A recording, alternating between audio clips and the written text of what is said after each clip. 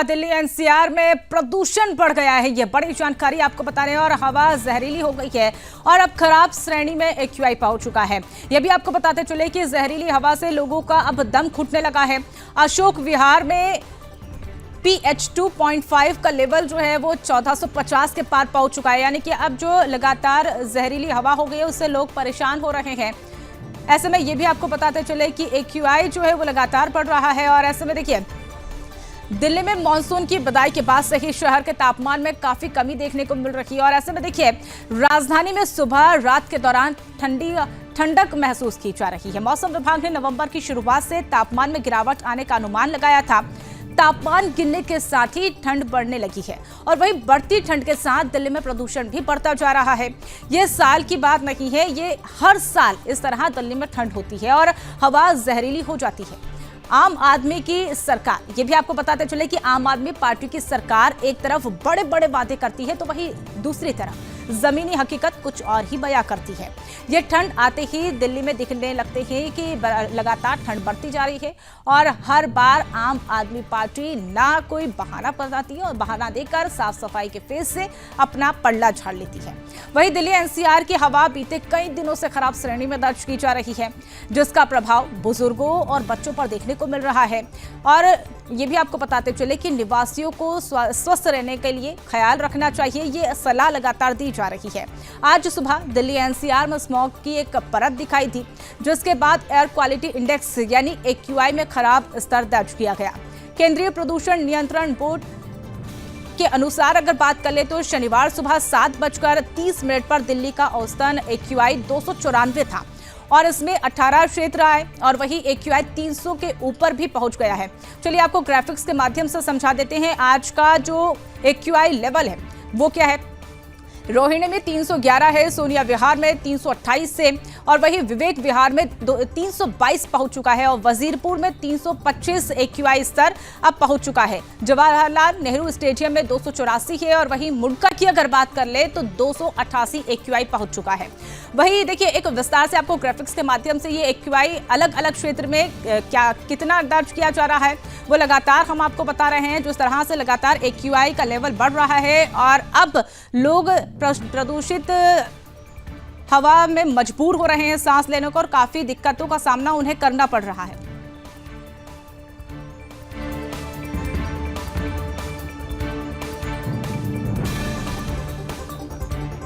को मेरा नमस्कार और दिवाली की शुभकामनाएं। कल 1 नवंबर को सेंट्रल पॉल्यूशन कंट्रोल बोर्ड द्वारा दिल्ली में कई स्थानों पर पॉल्यूशन का सर्वे किया गया, एयर पॉल्यूशन का, जिसमें एक्यूआई, जिसे एयर क्वालिटी इंडेक्स जाना जाता है के नाम से जाना जाता है, वो 350 से ऊपर पाया गया। ये 350 का जो स्तर है ये एक वेरी पुअर कैटेगरी में आता है और साथ ही साथ जो WHO वर्ल्ड हेल्थ ऑर्गेनाइजेशन के जो लिमिट सेट हैं उनसे करीब 14 गुना ज़्यादा है। और निसंदेह इससे जो भी हमारे स्वास्थ्य पे बहुत बुरा असर पड़ने वाला है। काफ़ी बड़ा ओवर दिल्ली में पाया जाता है, जिसकी वजह से दिल्ली सरकार ने इस पर ग्रैब 2 करके लगाया था। लेकिन इसके कई और भी कारण हैं, जिसमें व्हीकल्स का जो पॉल्यूशन सबसे ज़्यादा इसको कंट्रीब्यूट करता है। साथ ही साथ जो पराली हमारी जलती है और दूसरे कई मिले जुले कारण है, कंस्ट्रक्शन वेस्ट है या जो वैसा वेस्ट जलाया जाता है उसकी वजह से भी सस्पेंडेड पार्टिकल इसमें बढ़ते हैं और एक्यूआई स्तर बढ़ता है। डॉक्टर वीएन त्रिपाठी, वरिष्ठ बाल रोग विशेषज्ञ, मेडिकल कॉलेज कानपुर एवं पूर्व राष्ट्रीय उपाध्यक्ष भारतीय बाल रोग अकादमी। इस समय जो प्रदूषण की मात्रा बहुत बढ़ रही है, एयर का जो क्वालिटी का है जो इंडेक्स है वो 300-400 पहुँच रहा है, खासकर हमारे दिल्ली में और एनसीआर में। कानपुर में भी समस्या विकराल हो रही है। इसके दुष्परिणाम आने शुरू हो गए हैं और जितने बच्चे, बड़े, जवान और वरिष्ठ नागरिक हैं, इनको खांसी, जुकाम, सर्दी, एस्थमा, COPD एवं एलर्जिक राइनाइटिस की समस्या बढ़ रही है। और मैं ये देख रहा हूँ कि दिवाली के बाद से इनकी संख्या 3 से 4 गुना बढ़ गई है। यहाँ तक गर्भस्थ शिशु, जो प्रेग्नेंट हमारी गर्भवती माताएं हैं, बहनें हैं, इनमें जो गर्भस्थ शिशु है उसमें भी इनका असर होने की संभावना है। तो इससे बचने के लिए बस यही है कि अपने बच्चे को और जो बड़े हैं या किसी बीमारी से पीड़ित हैं, अस्थमा है, COPD है, और भी जो हार्ट डिजीज़ हैं या और भी कोई डायबिटीज़ या और कोई बीमारी है, छोटे बच्चे 5 साल से छोटे हैं या वृद्ध जन सीनियर है, वरिष्ठ हैं, ये सुबह शाम घर के बाहर ना निकलें, धूप निकलने के बाद निकलें, और अगर प्रदूषण है तो घर ही में एक्सरसाइज करें, दरवाजे खिड़की बंद करके रखें। अन्यथा श्वास के साथ साथ हृदय की समस्याएं, allergy, asthma, COPD, heart attack इत्यादि होने की संभावना है, जो कि कभी कभी खतरनाक हो सकती है। में प्रदूषण सिर्फ पटाखों से नहीं होता, ये बात भी स्थापित हुई है, क्योंकि कल के मुकाबले दिल्ली में आज का प्रदूषण कम था। दिल्ली में प्रदूषण के जो मुख्य कारण हैं वो डस्ट पोल्यूशन है, व्हीकल पोल्यूशन है और पराली से आने वाला धुआं है, जिस पर अरविंद केजरीवाल की सरकार काम नहीं करती। अगर दिल्ली के सड़कों को ठीक कर लिया जाता, दिल्ली में समय रहते इलेक्ट्रिक व्हीकल और बैटरी व्हीकल चालू कर दिए जाते और दिल्ली में पराली का धुआं जो पंजाब से आता उसको रोक लिया जाता, तो दिल्ली में वायु प्रदूषण को कम किया जा सकता था। लेकिन पिछले 10 सालों में अरविंद केजरीवाल की सरकार ने सिर्फ भ्रष्टाचार, चोरी और लूट की है। इन्होंने किसी विजन के साथ काम नहीं किया और ये एक इवेंट मैनेजर की तरह करते हैं। जैसे एक स्मोक टावर लगाया खड़क सिंह मार्ग पे 22 करोड़ रुपए का, आज वो खराब पड़ा, कब्रिस्तान पड़ा, चलता भी नहीं है। और जैसे ऐसे पोल्यूशन पर चर्चा करेगी, ये कहेंगे कि हम पानी छिड़कने की मशीनें लगा रहे हैं, हम ये कर रहे हैं। मैं ये कहता हूँ कि ये टेम्परेरी अरेंजमेंट आप क्यों करते हैं? 12 महीने इस प्रदूषण से लड़ाई लड़ने के बाद तब पोल्यूशन पे काबू पाया जाएगा। ये सिर्फ मैनेजमेंट करने से नहीं होगा। गोपाल राय कमरे में बैठ के सिर्फ बयानबाजी करते हैं, इनका कोई आकलन नहीं है। आज मैंने देखा सुबह जमुना जी पे जब मैं गया, वहाँ 4-6 मोटर बोट दौड़ा रहे हैं जो झाग को काटने का काम कर रहे हैं। गैराज के 4 गेट बंद करके एक गेट से पानी निकले गंदा। तो ये सब अपनी कमियां छुपाने के लिए गोपाल राय या इनके मंत्री बहानेबाजी करते हैं। मैं फिर कह रहा हूँ, पोल्यूशन को लड़ने के लिए एक विजन के साथ एक शिद्दत से काम करने की जरूरत है। आज चुनाव सर पर हैं, ये पानी का छिड़काव भी करेंगे, ये बहुत कुछ करेंगे क्योंकि चुनाव सर पर है। मैं गोपाल राय से पूछ रहा हूँ, 10 साल से तुम ताली बजा रहे हो क्या? 10 साल से क्या कर रहे थे? 10 साल से सिर्फ दिल्ली को लूटने का काम किया। यमुना में जहरीले झाग का अंबार देखने को मिल रहा है और ऐसे में देखिए कालिंदी कुंज में नहीं कम हो रहा है सफेद झाग।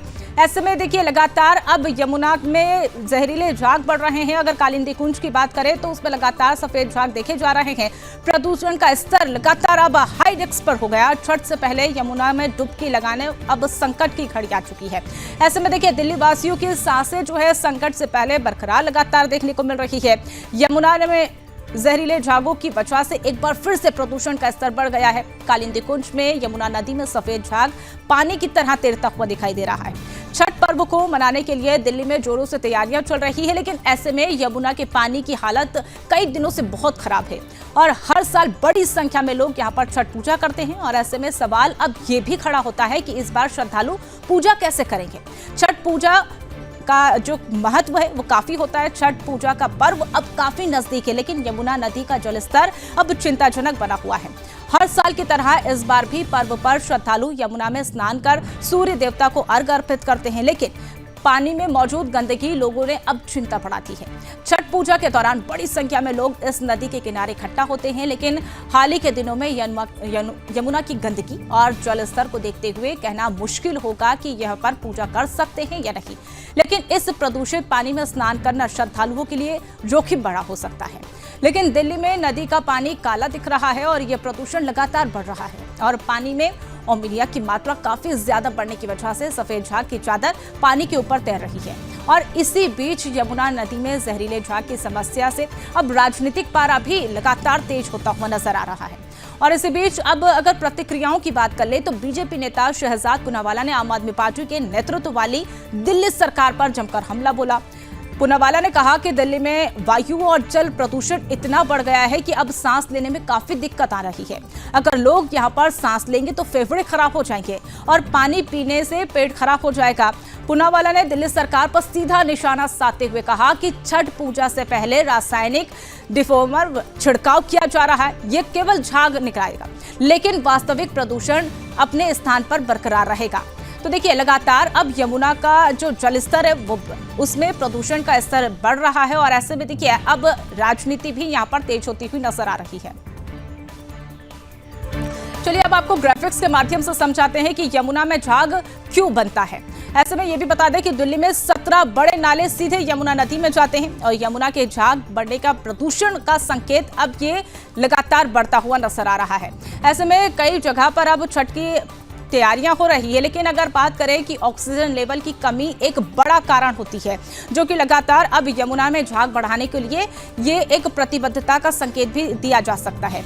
और अगर बात कर ले फॉस्फेट और सल्फेट डिटर्जेंट की, तो वहां पर लगातार इसकी वजह से भी झाग बनता है और इससे अब प्रदूषण स्तर जो है यमुना का वो बढ़ता हुआ नजर आ रहा है।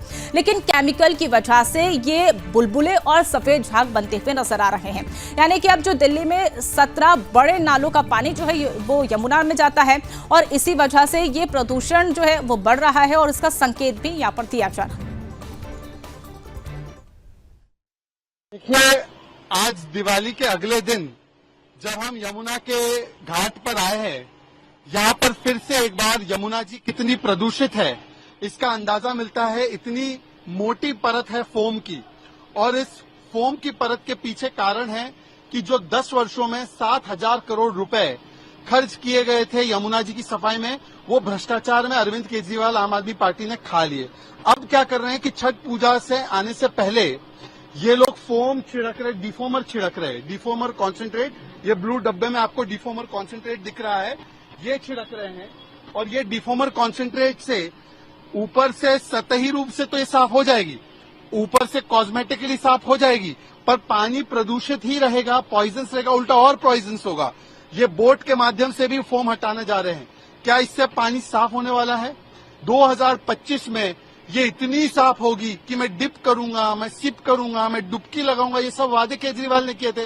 भाई वीरेंद्र सचदेवा जी ने एक डुबकी मारी, 4 दिन बीमार हो गए। अब छठ पूजा आने वाली है, छठ पूजा में महिलाओं की सेहत के साथ खिलवाड़ करने के लिए केजरीवाल जिम्मेदार है। दिल्ली को गैस चेम्बर बना दिया, मास्क लगाकर घूमना पड़ रहा है। दिवाली को दोष देते हैं, पंजाब की पराली को भूल गए, यूपी को दोष देते, हरियाणा को दोष देते, और देखिए यमुना जी को पानी को भी इतना जहरीला बना दिया है, तो आप सांस लेंगे तो फेफड़ा खराब, अगर आप पानी पिएंगे तो पेट खराब।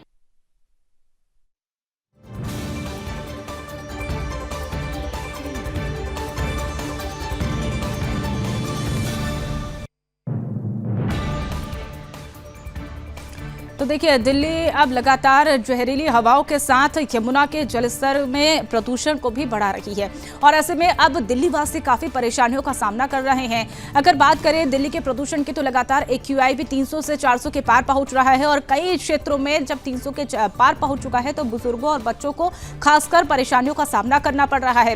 वहीं दूसरी तरफ अगर यमुना के पानी की बात कर ले तो प्रदूषण का स्तर लगातार यमुना के पानी में सफेद झाग, सफेद बर्फ की परत देखने को मिल रही है, क्योंकि बर्फ समान ये परत जो इसलिए भी कहा जाता है क्योंकि ये केमिकल की परत है।